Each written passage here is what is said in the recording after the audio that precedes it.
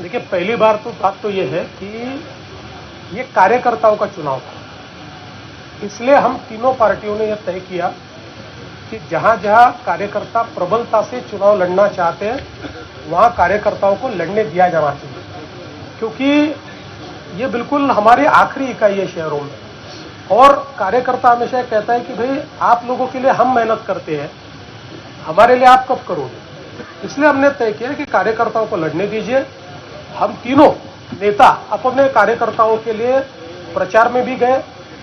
मैं मुख्यमंत्री हूं, लेकिन मैं 10,000 वोट वाले शहर में भी गया, क्योंकि वहां कार्यकर्ता लड़ रहा था और इस माध्यम से लोगों तक हमारी बात पहुंचती है। इसलिए हमने इस चुनाव को ठीक ढंग से निभाया। और मुझे ऐसा लगता है कि इक्का दुक्का जगह पर तनाव हुआ, मैं नहीं कहता, लेकिन वो छोड़कर ओवरऑल कहीं पर भी तनाव नहीं दिखा। ये पीसफुली हुआ, क्योंकि हमने अपने अपने केडर्स को कहा था कि भाई कहीं पर अगर हम एक दूसरे के सामने लड़ रहे हैं, तब भी हम एक दूसरे के शत्रु नहीं, हम एक दूसरे के दोस्त हैं, हम लोग साथ में सरकार चलाते हैं, इसलिए इसको अलग ढंग से न लिया जाए। तो मुझे लगता है कि इस मामले में कोई किसी के मन में शंका नहीं है। और मैं आज भी कहता हूं कि आप देखिएगा, हम तीनों पार्टियां मिलाकर 75% जो नगर पालिकाएं है उस पर हमारा कब्जा होगा, या हम लोग उसको जीतेंगे तीनों पार्टियां मिलाकर। और अब ये तो ठीक है कि 21 तारीख का मतदान, अब उसके ऊपर तो मैंने उसके ऊपर मेरा भाष्य किया है कि बहुत ही गलत निर्णय है। लेकिन अब चूंकि न्यायालय का निर्णय और इलेक्शन कमीशन का जो निर्णय होता है, दोनों को स्वायत्तता है, तो उस पर हम ज्यादा क्रिटिसाइज नहीं कर सकते। लेकिन मुझे पूछेंगे तो मुझे चुनाव डेफर करने का भी और जो काउंटिंग है उसको डेफर करने का है, दोनों निर्णय मुझे ठीक नहीं लगे हैं, तो उस पर मेरा रिजर्वेशन है ही।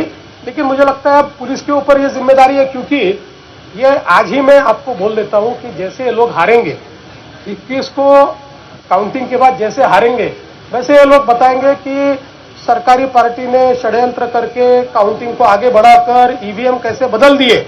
ये रिथॉरिक आने वाला है, ये एक प्रकार से उनका डायलॉग तय है। लेकिन फिर भी मुझे इस बात का विश्वास है, और इसलिए मैं तो आज अपील करता हूं कि इलेक्शन कमीशन ने पॉलिटिकल पार्टीज को अलाउ किया है, सारी जो अपोजिशन की पॉलिटिकल पार्टियां हैं अपने 2-2 प्रतिनिधि ये जहां ईवीएम रखे हैं उसके बाहर खड़ा करें, 24 घंटा पहरा दे, हारने के बाद इसके ऊपर टिप्पणी न करें।